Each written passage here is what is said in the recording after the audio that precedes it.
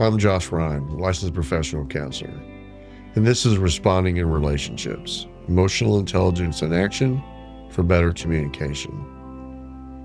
This is Pillar 6, part of the Pause and Respond framework, where emotional control gets tested in real conversations, where the moment gets intense, and where most people lose control, not because of what they feel, but because they match what they see. One of the fastest ways conversations fall apart is emotional mirroring. Someone raises their voice, you raise your voice. Someone gets sharp, you get sharper. Someone escalates, you escalate. Now the conversation isn't being led, it's only being copied. And when both people are reacting, there's no control in the room, just momentum. Let's make it real. You're in a conversation and the other person gets frustrated. Their tone changes, they interrupt and get louder. You feel it, your body tightens, your thoughts speed up, and you feel the pull to match them, to push back, to stand your ground. And in that moment, you have a choice. You can follow them or hold yourself. Most people follow because it feels natural. It feels justified. It feels like you're choosing the option of strength. But matching intensity is not control. It's just reaction. Here's what happens when you follow. The conversation accelerates, emotions rise, clarity drops, and both people become harder to reach. Now you're not talking to each other. You're simply just reacting to each other. Let's look at it differently. Someone loses control in a conversation. That is information, not instruction. It tells you they're overwhelmed, they feel threatened, they've lost their ability to regulate. It does not mean you should do the same. Controlled people understand this. They don't mirror chaos. They stabilize it. Let's go back to the moment the other person raises their voice. Instead of matching it, you lower yours. Instead of interrupting them, you pause.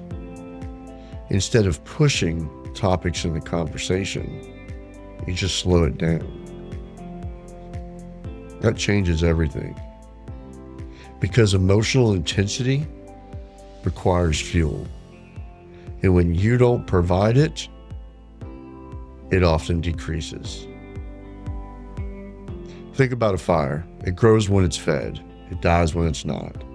Conversations are the same way. If one person keeps feeding intensity, it grows. If one person removes the fuel, it has less to work with. And that's control. Now let's address something important.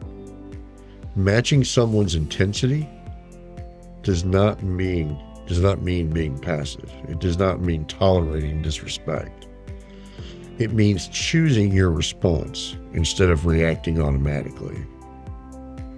You can stay calm and still be direct. You can stay steady and still set a boundary. For example, someone gets loud and aggressive. A reactive response may sound something like, "Don't talk to me like that." Now you're matching tone. A controlled response might sound like, "I'm willing to talk about this, but not like this." Same boundary, different delivery, hopefully different outcome. And that's the difference. Another example, someone interrupts you repeatedly.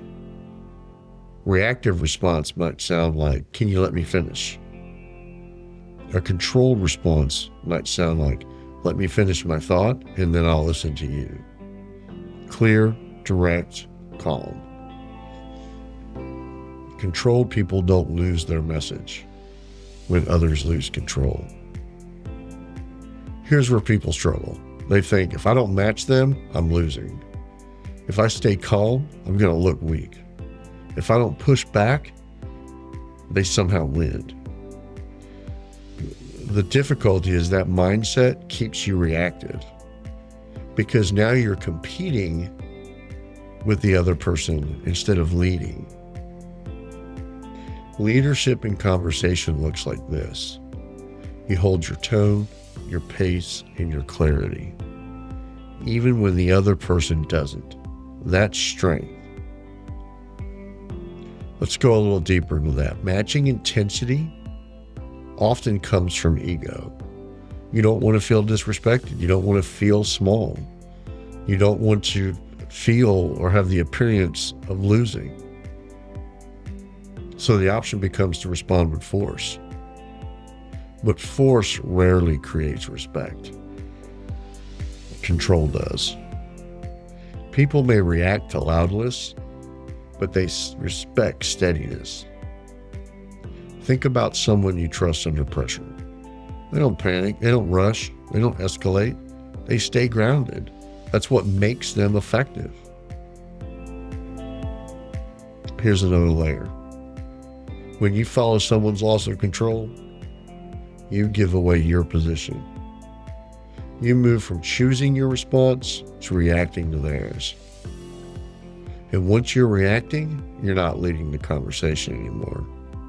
So the real question becomes, can you stay steady when someone else isn't? That's the skill. Let's try to make it a little practical. When you notice someone escalating, slow your breathing, lower your tone, and reduce your words.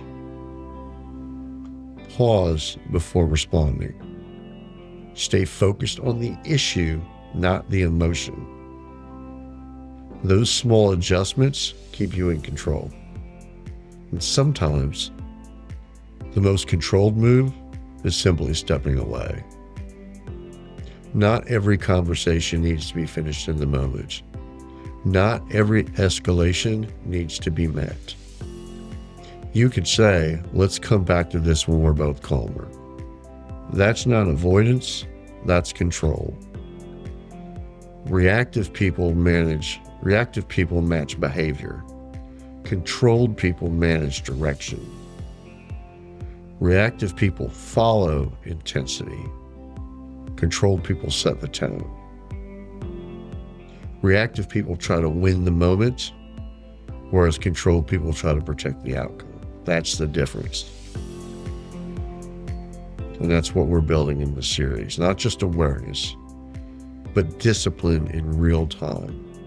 The ability to stay grounded when everything around you is pulling on you to react. This is Pillar 6, Responding in Relationships, part of the Pause and Respond framework. And sometimes the strongest move in a conversation is not following where it's going. If you want to go deeper into the Pause and Respond framework, you can find the books and workbooks on the website, pauseandrespond.com. We're going to be offering some one-on-one coaching opportunities on there soon, so please be on the lookout for that. Episode 10 is complete.